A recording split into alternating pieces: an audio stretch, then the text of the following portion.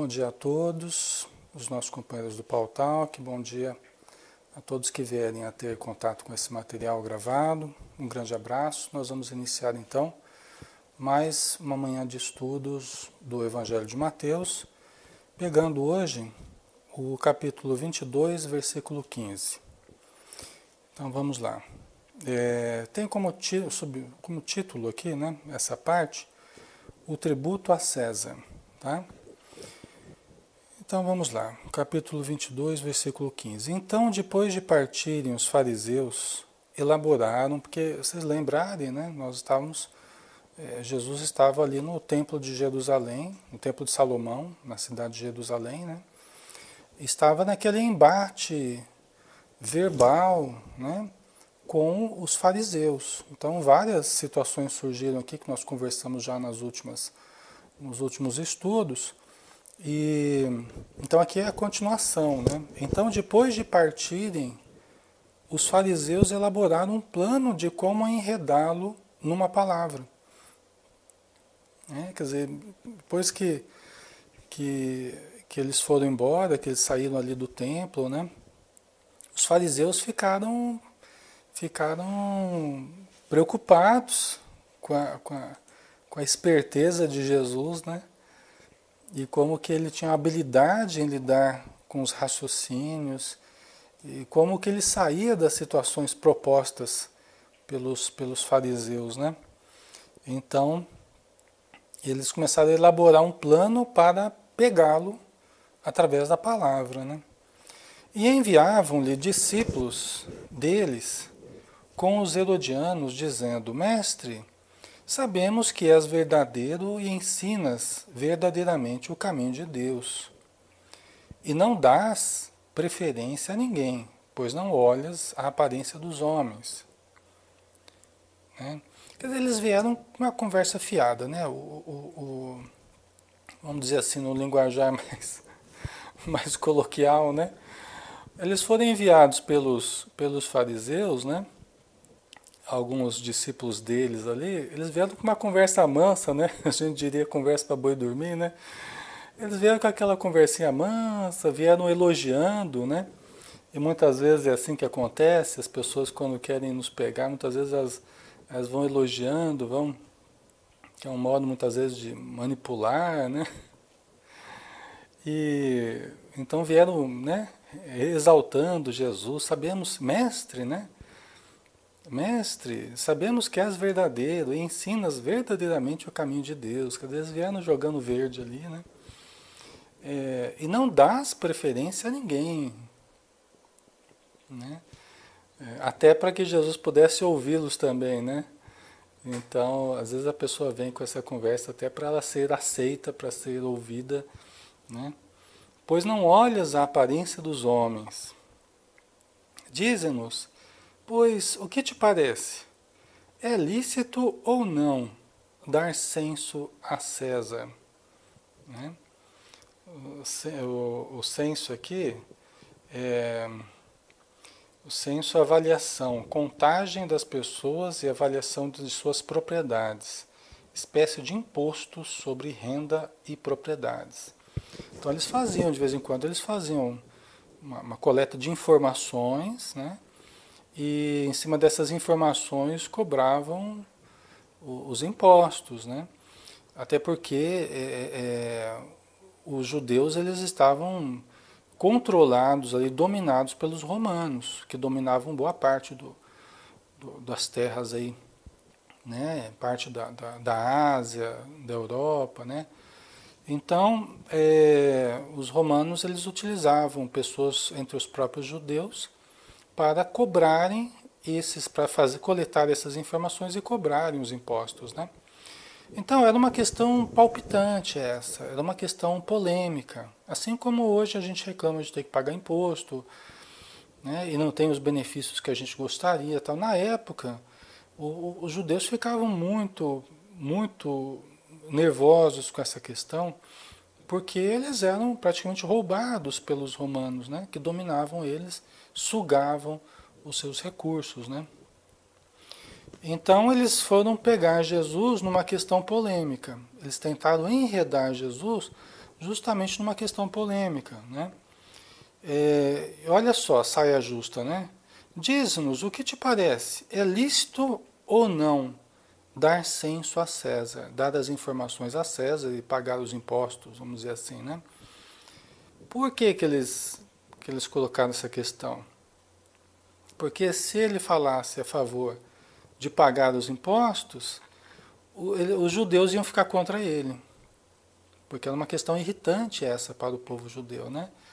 E se ele falasse para não pagar os impostos, os romanos iam ficar bravos com Jesus, porque eles iam ter em Jesus uma pessoa reacionária, uma pessoa, né, que estava fazendo campanha contra os impostos, contra a dominação romana. E aí Jesus poderia ter problemas sérios também, né? Então Jesus, conhecendo a maldade deles, disse: por que me testais, hipócritas? Mostrai-me a moeda do censo. Né? Mostrai a moedinha lá, corrente ali na época, né?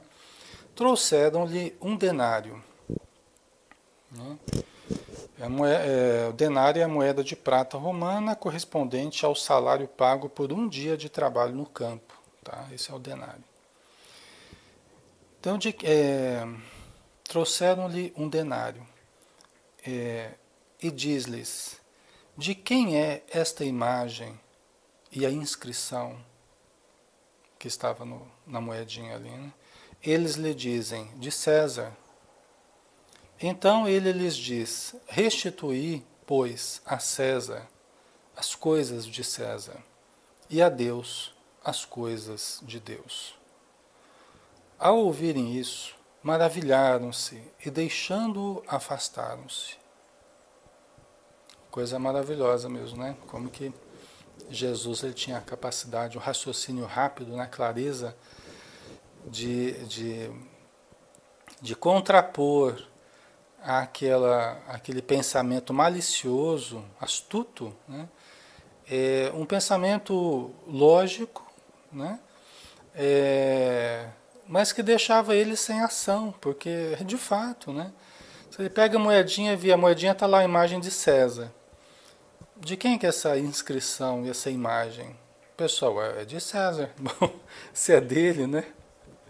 Nada mais justo que dê a César o que é de César. Olha que coisa fantástica, né? Parece tão óbvio, mas foi o argumento que funcionou ali com eles, né? Dai a César o que é de César e dai a Deus o que é de Deus. E aqui vai inclusive uma sutileza, né? Até uma alfinetadinha, vamos dizer assim, né? Wasser? Uma sutileza de Jesus, já dando uma alfinetadinha neles ali. Fala, olha pessoal, separe o que é da matéria, separe o que é a preocupação de vocês, né? Material, prática, e cuida do aspecto religioso. Né? Separe as coisas, vocês estão querendo juntar as coisas aí, né? Vocês estão querendo, numa situação maliciosa, né? Mas dê a parte material que cabe a César e cuida também da parte espiritual. Essa aqui é uma passagem das mais importantes, eu acho. Né? Das mais importantes, por quê? Ao mesmo tempo que parece que ele separa as coisas, ó, dai a César o que é de César e a Deus o que é de Deus, ao mesmo tempo que a gente olhar melhor, se a gente olhar melhor para essa questão, a gente vai ver que Jesus está tratando da gente unificar as coisas, de certo modo. Eu já explico isso para vocês, no modo de eu entender isso, né? Ele podia ter falado assim, dai a César o que é de César e esquece o que é de Deus. Ou cuida o que é de Deus e esquece César. Ele podia ter absolutamente separado as coisas de uma forma inconciliável. O que significaria para nós uma cisão entre a nossa vida espiritual e a vida material.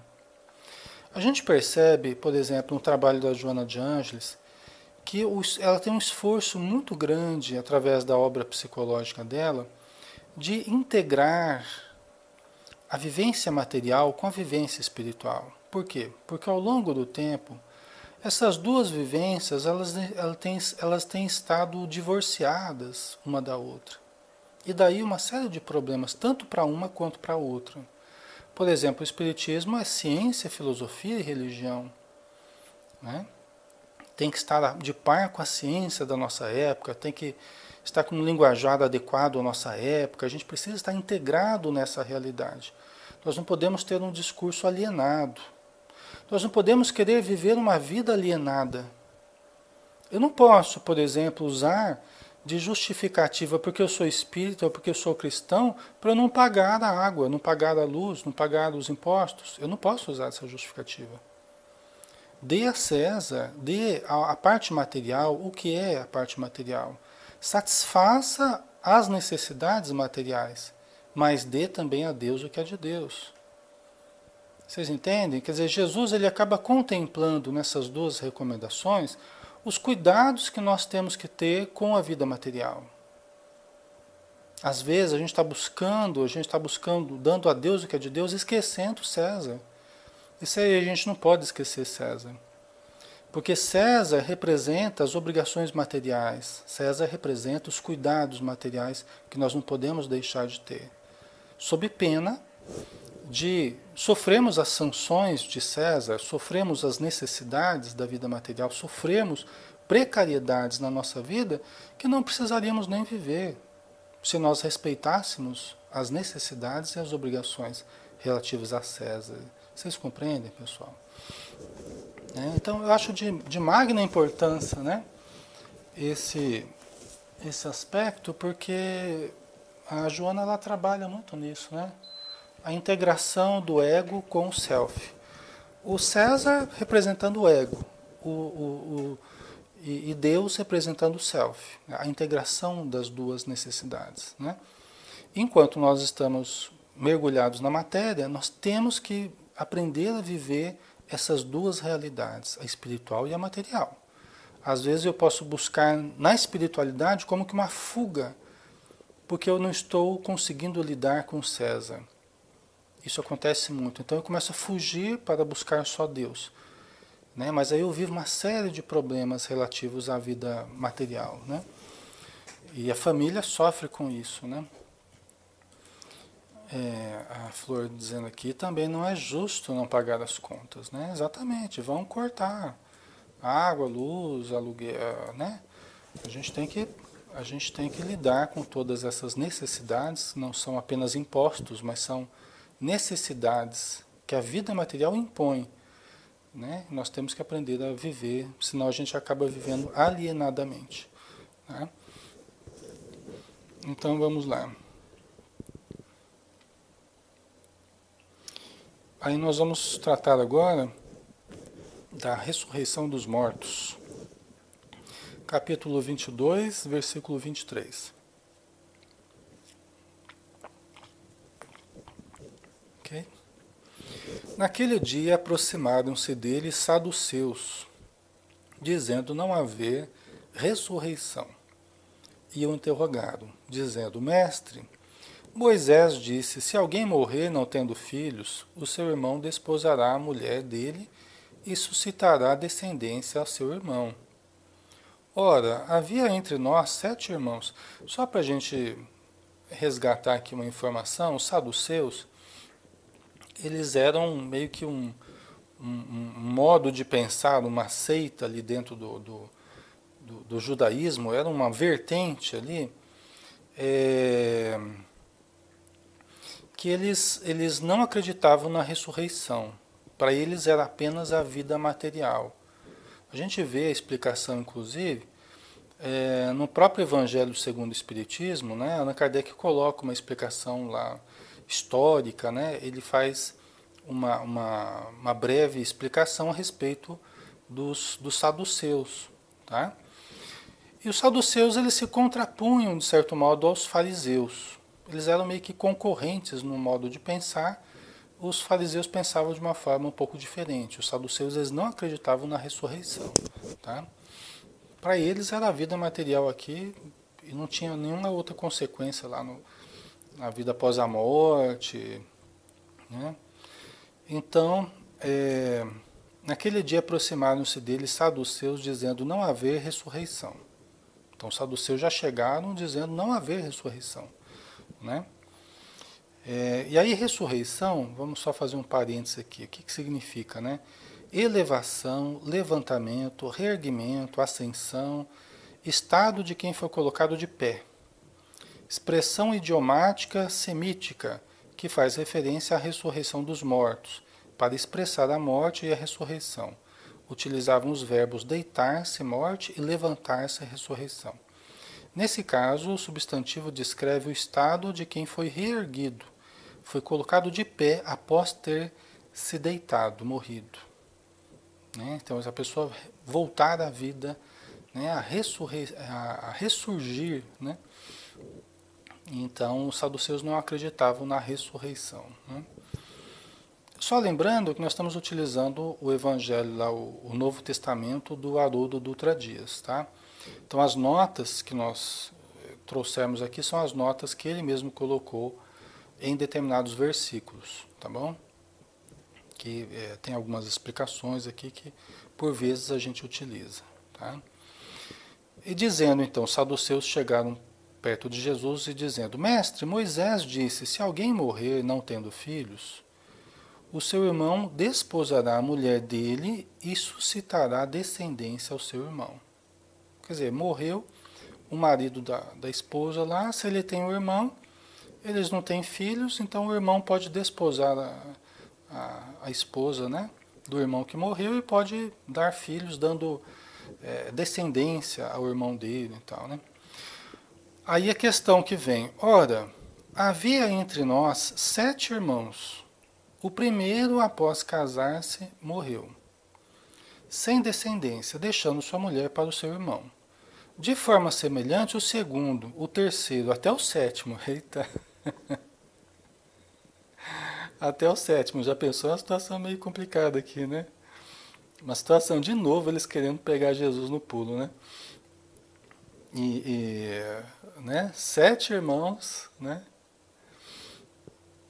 E todos eles morreram e casaram com a mesma mulher, né? Um deixando para o outro, né? Afinal de contas, a fila anda, né? Como diria. Isso aqui que é a versão do amar ao próximo, né? Amar ao próximo irmão, né? É brincadeira, né, pessoal? Só para descontrair um pouco, né? Amar o próximo, né? A pessoa levou bem a sério amar o próximo, né? Ah, o Acer colocou aqui, né? Deixa eu ver aqui. Alex, essa descrença não parte do pensamento na ressurreição do corpo e na descrença do espírito? Não sei, essa descrença não parte do pensamento na ressurreição do corpo?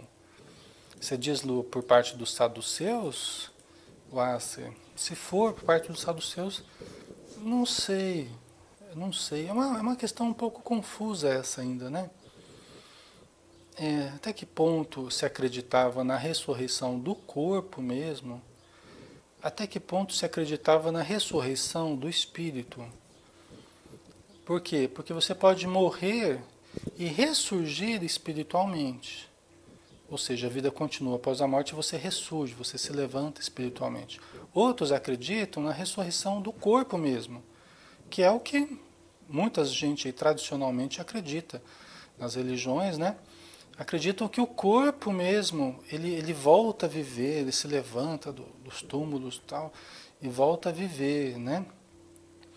Então, isso é algo, para nós, mais inadmissível. A ressurreição do Espírito, sim. Né? É o que nós acreditamos, só uma questão de palavras, né? A ressurreição do Espírito é o que nós acreditamos, se a gente for ver, que a gente ressurge, morre o corpo, mas a gente ressurge espiritualmente, a gente se levanta, como diz aqui o Haroldo, né? A gente se levanta na vida espiritual e continua vivendo, né? Então há um certo problema de palavras aí ao longo do tempo e traduções que acabou confundindo um pouco, né? Aí entra a reencarnação no meio, aí confundiu mais ainda, ressurreição, reencarnação, né? Então acho que houve uma certa confusão, né, Wasser? Mas que a gente não precisa complicar também, né? Tá? A gente pode simplificar também, né? Ressurreição não é reencarnação, né? E esse ressurgir na carne, né? Uma vez a vida tendo se encerrado, não vai mais existir, né? Essa volta. A gente vê técnicas de ressurreição, né? Hoje em dia os enfermeiros, o pessoal que presta socorro, eles usam técnicas de ressurreição, chamadas, né? Entre aspas, de ressurreição, porque parece que a pessoa estava morta, mas ela não estava exatamente morta, né? Ela tinha o coração tinha parado. Isso, mas um órgão desses parar não significa hoje exatamente morte, né? Tanto que eles conseguem trazer novamente a atividade plena aí, né? É, porque a morte, conforme a definição mesmo espírita, né? É quando se desfaz exatamente, totalmente o vínculo do espírito com o corpo, né? Quer dizer, não tem mais jeito de voltar, né? Então, é,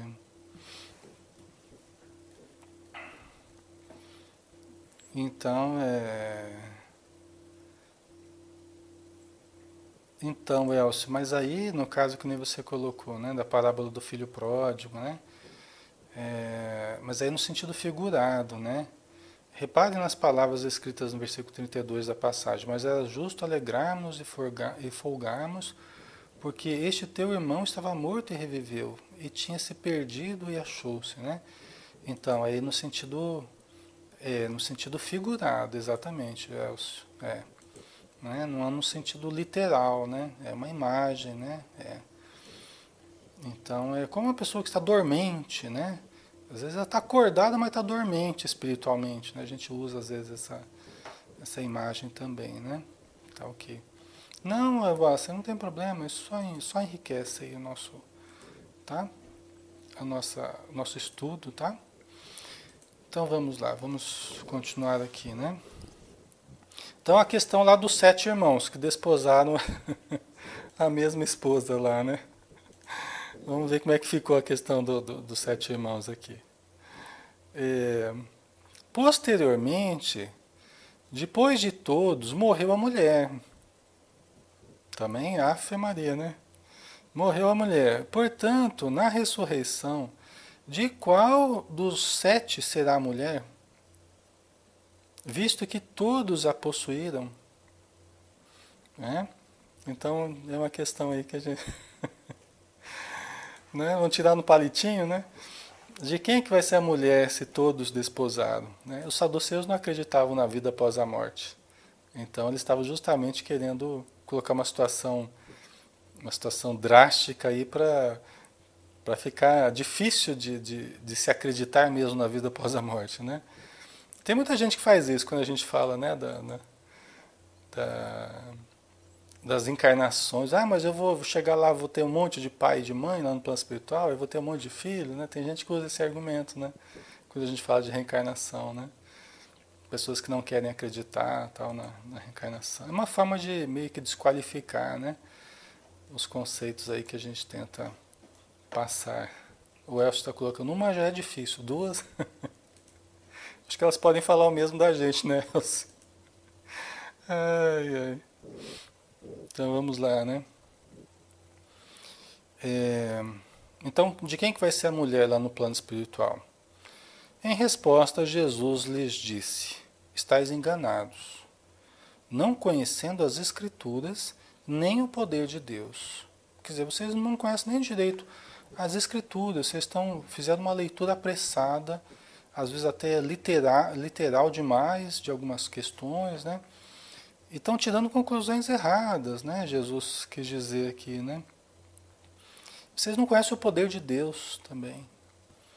Né? Vocês não conhecem a vida, as leis divinas como funcionam. Então vocês estão tendo um raciocínio equivocado, tendencioso, inclusive, né? Diríamos nós, né? Pois na ressurreição nem casam, nem são dados em casamento, mas são como anjos no céu.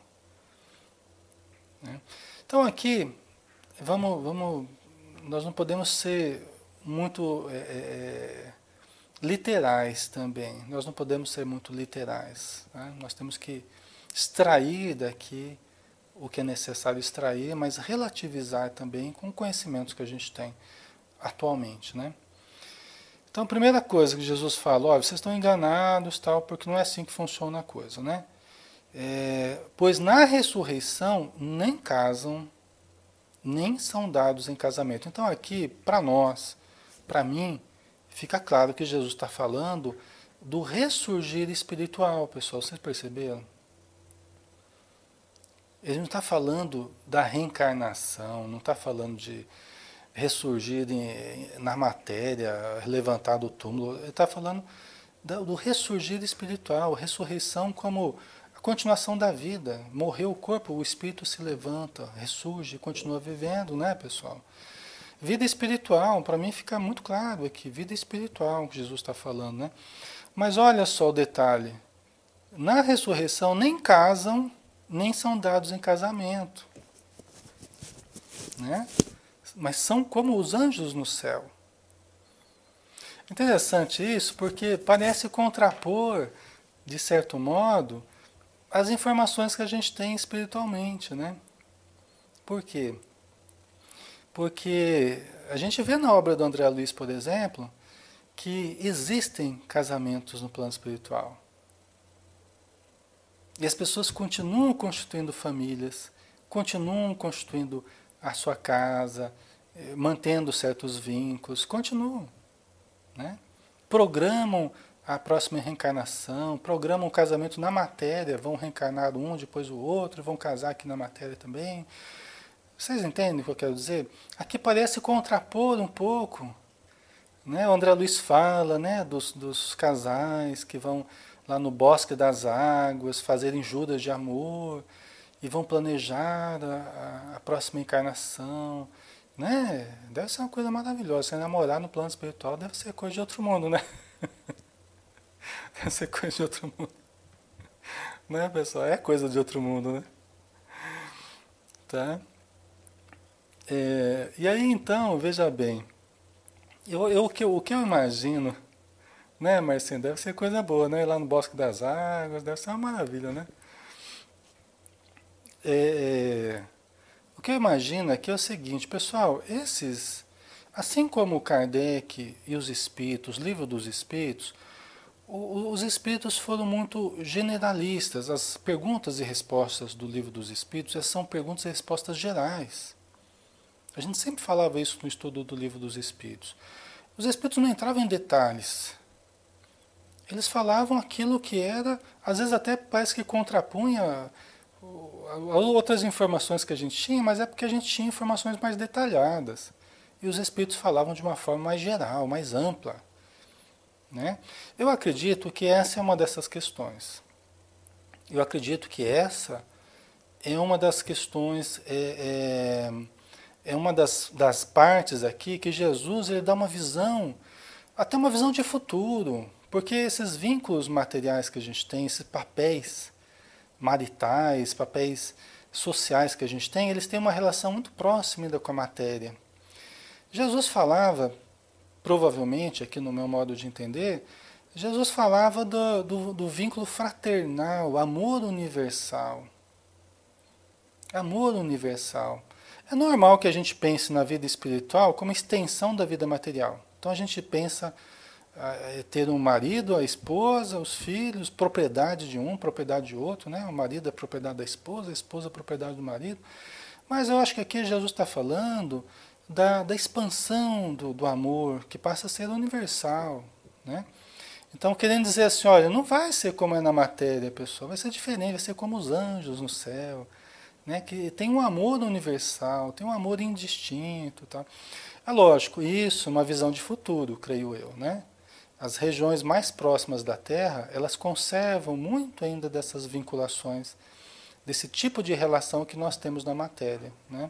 Vocês acham que faz sentido isso, pessoal? Vocês acham que é por aí? Não é? É o modo como eu entendi isso aqui. Posso estar errado, né? Isso aqui é um estudo onde a gente está exercitando um raciocínio, né, pessoal? E a gente não perde nada em exercitar esse raciocínio, tentando entender Jesus, né? Mas vamos lá. É, pois na ressurreição nem casam, nem são dados em casamento, mas são como anjos no céu. Ok, né? E a respeito da ressurreição dos mortos, não lestes o que foi dito por Deus quando diz: Eu sou o Deus de Abraão, o Deus de Isaque e o Deus de Jacó? Jesus fez uma pergunta, né? Então, já vocês não leram o que foi dito, né? Que Deus teria dito: Eu sou o Deus de Abraão, o Deus de Isaque e o Deus de Jacó. Ele não é Deus de mortos, mas de vivos. As turbas, ouvindo isso, estavam maravilhadas com o ensino dele. Então, Jesus dizendo, né, que é muito importante essa passagem, né? Eu não sou Deus de mortos, Deus não é Deus de mortos, mas é Deus de vivos. Esses, Abraão, Isaac, Jacó, Moisés, pode trazer o Antigo Testamento inteiro, são seres que estão vivos, eles não estão mortos. Né? Jesus ressalta isso, dando, dando a entender justamente da sua crença na vida futura, sua crença na continuidade, na imortalidade da alma. Né? E ele estava falando isso para os saduceus, que não acreditavam nisso. Eles acreditavam apenas na vida material, nessa vida que nós estamos vivendo. Né? Então, acho bastante significativa essa passagem aqui. Né? Eu sou o Deus de Abraão, o Deus de Isaac e o Deus de Jacó. Né? Ele não é Deus de mortos, mas de vivos. Então, essa ressurreição é na vida espiritual. Né? E aí a gente tem que lembrar Paulo de Tarso também, né? A gente tem que lembrar Paulo quando ele fala que a vida é uma só. Né? Tem muita gente que usa essa informação para contrapor o pensamento da reencarnação, né? Que é uma outra questão, né? Que é de voltar à matéria, que é reencarnar e tal. Mas tanto na matéria quanto fora dela, nós nunca nos ausentamos da vida. Nós sempre estivemos na vida. Nós nunca deixamos de viver, desde que fomos criados, né, pessoal? Então, Deus é Deus de vivos, não de mortos. Né? A morte simplesmente não existe. A maior mentira que já foi inventada até hoje é a mentira da morte. Né? A morte simplesmente não existe. Muito bem, nós temos ainda uns 15 minutinhos, né? Vamos aproveitar aqui para andar um pouquinho mais, né? Então vamos pegar aqui o versículo 22, o capítulo 22, versículo 34, falando o maior mandamento. Os fariseus, ouvindo que ele fizera calar os saduceus, né? Como os fariseus eram meio concorrentes ali dos saduceus, né? Eles ouviram que Jesus tinha feito calar os saduceus, justamente por aquela questão lá que nós acabamos de estudar, né? Reuniram-se em conselho e um deles, testando-o, o interrogou: Mestre, qual é o grande mandamento da lei? Ele lhes disse: Amarás o Senhor teu Deus com todo o teu coração, com toda a tua alma e com toda a tua mente. Este é o primeiro e grande mandamento. O segundo, semelhante a este: amarás o teu próximo como a ti mesmo. Nestes dois mandamentos está dependurada toda a lei e os profetas. Né? Então vocês já conhecem, logicamente, essa passagem, né? Já tem estudado isso há muito tempo, né? E a gente não tem pretensão nenhuma de reensinar isso aqui tudo, né? Mas é sempre válido a gente revisar, né? Repensar, refletir a respeito disso, né? Qual é o grande mandamento da lei? Né? Amarás o Senhor teu Deus com todo o teu coração, com toda a tua alma e com toda a tua mente. Né? Interessante isso, né? Até pela separação do coração, alma e mente. né?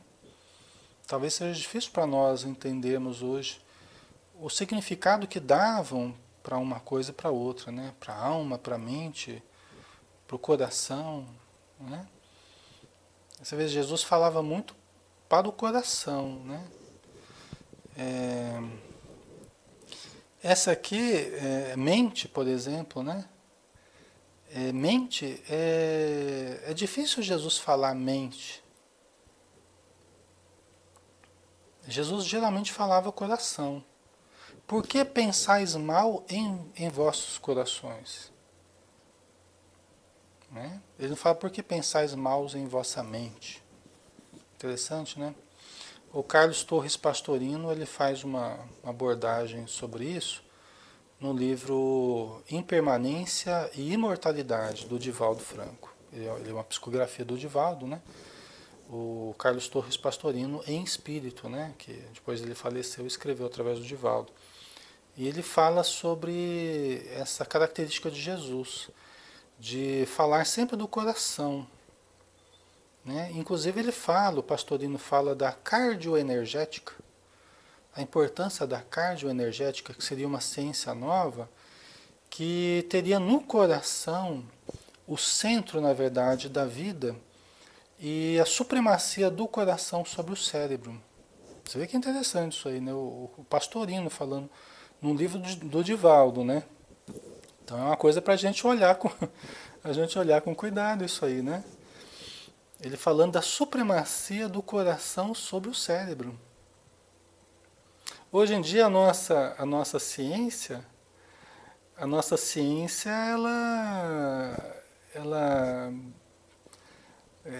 diante do coração, ela assim coloca o coração bem abaixo do cérebro, né? A nossa ciência hoje ela coloca o cérebro como a grande vedete, vamos dizer assim, né, dos estudiosos hoje é o cérebro, né? E o coração quase como um órgão acessório ali, né? Mas o Pastorino ele fala dessa ciência da cardioenergética, né? Que tem estudado cada vez mais as questões do coração, né? Inclusive, o Pastorino, vocês desculpa esse parênteses aqui, mas é que eu me lembrei dessa questão. Eu acho uma questão importante essa. O Pastorino fala, inclusive, que historicamente nós viciamos muito o nosso pensamento. Nós viciamos muito o uso do cérebro. E ele fala assim, que o nosso coração se manteve mais isento. Ele se manteve menos contaminado do que o nosso cérebro. Olha só o que ele fala. Por isso, diz ele, quando nós estivermos com o pensamento turbilhonado, sem sabermos o que fazer, sem sabermos como compreender as situações, as pessoas, os problemas, tal, ele fala assim, ouça o seu coração, porque ele se manteve mais preservado. E ele sempre vai propor alternativas amorosas. Olha que coisa fantástica, né? O nosso coração sempre vai propor alternativas amorosas, porque ele se manteve mais puro do que o nosso cérebro, que acabou se contaminando de muitas teorias e muitos sistemas aí que não condizem com as nossas necessidades, né? A Marcinha está dizendo. Inclusive vejo que a reprogramação faz isso, né? A mente a serviço do coração, quando temos dificuldade com alguém, né? Exatamente, é isso mesmo. Verdade, Marcinha, né? Você sabe que tem um índice alto é uma coisa que preocupa hoje os especialistas. Existe um índice alto de dupla personalidade em casos de doação de coração. Pessoas que recebem um coração de outra pessoa têm tido problema de dupla personalidade, mudanças de comportamento. É uma coisa muito interessante, né? Mas por quê? Diz o Pastorino, inclusive, que o coração, ele traz uma energia, que ele fala de uma energia informativa. Então, a energia vital que o coração está carregado, que nosso coração está impregnado, não é apenas uma energia vital que faz com que ele funcione e tal, mas é uma energia informativa. Traz impregnado nos nossos órgãos, no nosso coração, a energia psíquica, as vivências que nós temos tido. Pessoal, isso é muito sério. Tem documentários, por exemplo, da Discovery, né, mostrando que as pessoas que recebem corações transplantados, elas têm às vezes até lembranças que não pertencem a elas, que pertencem a outras pessoas, a pessoa que doou o órgão para ela. Tem situações aí comprovadas de que a pessoa começou a ter meio que lembranças, informações da pessoa que era o dono do órgão. Vocês entendem? Até essa questão da memória, o nosso corpo ele registra a memória. E dessa gera uma confusão danada, né, Silvia? Por isso que acaba gerando casos de dupla personalidade, né? Então, isso é uma coisa que era impensável, vamos dizer assim. A gente nunca imaginou que isso poderia ocorrer, né? Então, é muito interessante, né? O Nando Floripa, né? E o perispírito da pessoa que doou sofre esse impacto também, prematuro? O perispírito da pessoa que doou, eu acredito que não, viu, Nando? Isso é um medo de muitas pessoas sobre a doação de órgãos, né? É, é uma coisa para se pesquisar mais, é uma coisa para se ter mais informações e tal. Mas pela doação, né, e pela morte, no caso, né, que houve, e pela doação vai beneficiar alguém e tal, acredito eu que não haveria problema, né, para o perispírito, né? Tá certo que o Emmanuel, ele nos induz a pensar com uma certa prudência, né? Por exemplo, em caso de cremação, só para a gente ter uma ideia, né? O Emmanuel fala para se esperar, acho que 72 horas, se não me engano, né? Em caso de cremação, você vai cremar o corpo da pessoa e ó, espera, porque a gente sabe que morrer é uma coisa, né? Desencarnar é outra. Morrer é extinguir as funções vitais ali, não tem mais jeito de voltar e tal. Só que desencarnar é desligar-se da carne. E esse desligamento é molecular. O perispírito vai reabsorvendo certas energias do corpo que pertencem ao perispírito, né? O corpo começa a se decompor e é um processo lento, não é tão rápido, né? Então, são coisas que a gente tem que ir pesquisando, né, pessoal? A gente tem que, né, às vezes um autor aqui, outro ali, a gente vai tentando entender melhor, né? Ah, Val, imagine a emoção de um sensitivo ao sentir um coração batendo nas mãos, como acontece com médicos em cirurgias, né? É verdade, né, Val? A Silvia, aqui se espera, na Alemanha, né, se espera alguns dias e pode chegar a semanas para ser cremado. Até o enterro é feito alguns dias depois. É mais prudente isso, né, Silvia? Eu acho que dá tempo, um tempo maior para os espíritos agirem, para a pessoa se desligar mais do seu corpo, né? Então, eu acho mais prudente isso do que uma coisa muito apressada, muito, né? Eu acho isso uma temeridade mesmo, né? Porque as ligações são muito profundas, espírito-corpo. Elas não se desfazem, sim, de improviso de uma hora para outra, né? E cada caso é um caso. Não existem duas desencarnações iguais, como a gente vê no Obreiros da Vida Eterna, né, do André Luiz. Não existem duas desencarnações iguais. Mas existe um certo padrão, vamos dizer assim, algumas coisas comuns a todas, né? Mas vamos pesquisando, né, pessoal? Mas voltando aqui, né, Jesus fala, né? Estamos quase acabando. Qual é o maior mandamento da lei? E ele lhes disse: amarás o Senhor teu Deus com todo o teu coração, com toda a tua alma e com toda a tua mente. Né? Coração, vamos pensar em sentimento, a alma, né, dá a impressão de uma coisa mais completa, o todo, né?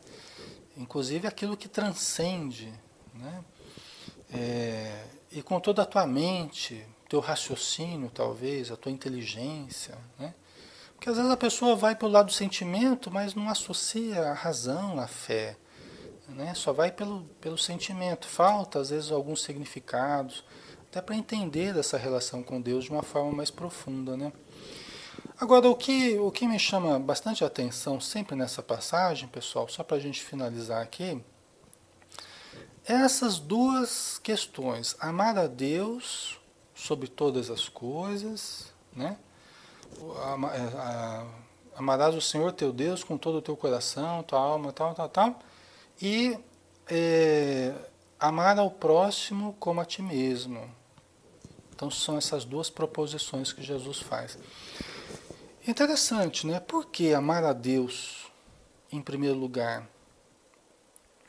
Eu acho que a gente tem que lembrar o que significa Deus. Né? Quais significados nós damos para Deus? Bom, Deus é o Criador, ok? Então, Criador de tudo. De tudo e de todos. Né? Então ele tem que ter esse significado. Amar a Deus é a causa primária de todas as coisas, né, Elcio? Exatamente. Então, Deus seria o ponto de união de todas as coisas. É preciso que nós amemos, que nós entendamos que estamos todos unidos em Deus.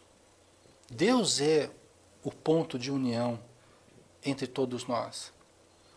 Então, pessoal, é muito mais factível, é muito mais possível nós amarmos ao próximo, entendendo que nós temos um ponto de união, que nós estamos unidos pela nossa filiação a Deus, né?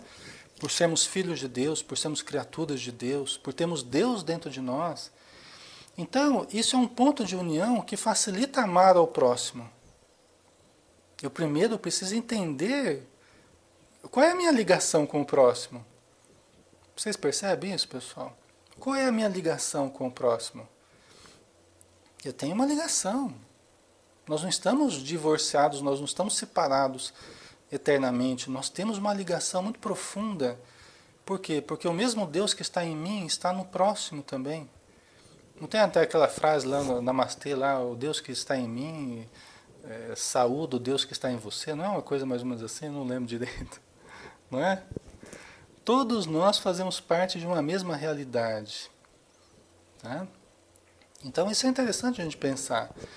Então a primeira coisa, amar a Deus, amar a união, amar a possibilidade de nos unirmos em Deus. Deus é o uno. Deus é o uno. Quer dizer, é um para todos.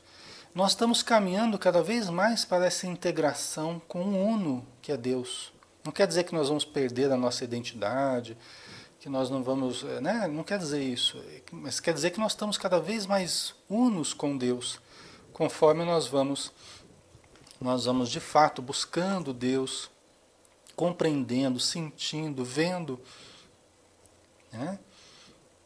O Deus que habita em mim, saúde o Deus que está em você, é isso, né? Mas sim, é mais ou menos isso, né? Então, é isso aí. Então, é muito legal isso, né? O amar ao Deus seria o objetivo, seria a meta, seria o ponto de união. Amar ao próximo seria o meio. Né? Não tem como você amar a Deus sem amar ao próximo, não tem como amar ao próximo sem amar a Deus. Né? Amar a Deus é o ponto final, é a união com Deus, né? A integração com o uno. Amar ao próximo é o meio da gente chegar a essa integração. Né? Não tem como a gente realmente se integrar em Deus sem amar ao próximo. Né? Porque Deus está no próximo também. Porque nós estamos mergulhados em Deus. Né? Deus está em toda parte porque nós estamos nele. Né? Ele é onipresente, onisciente, onipotente. Né? Porque nós estamos mergulhados nele. Deus é a força máxima em todos os sentidos, em todos os momentos. Né? Então, o segundo, né, semelhante a este, amarás o teu próximo como a ti mesmo. Nesses dois mandamentos está dependurada toda a lei e os profetas. E aqui, só para a gente finalizar mesmo, já tem uma outra questão, que depois nós vamos desenvolver melhor. Amar ao próximo como a ti mesmo. né? Então, Jesus, a princípio, ele colocou essa situação, amar o próximo como você ama você. Você é o padrão na sua vida de amor, o que você está descobrindo sobre o amor. Você vai tentar, então, dar o máximo de amor ao próximo, como você vivencia esse amor em você.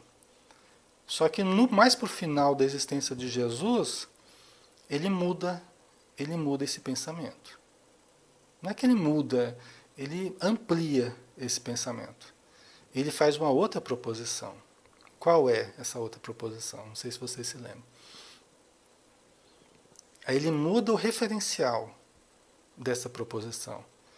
Ele diz assim, que vos ameis como eu vos amei. Não mais, né?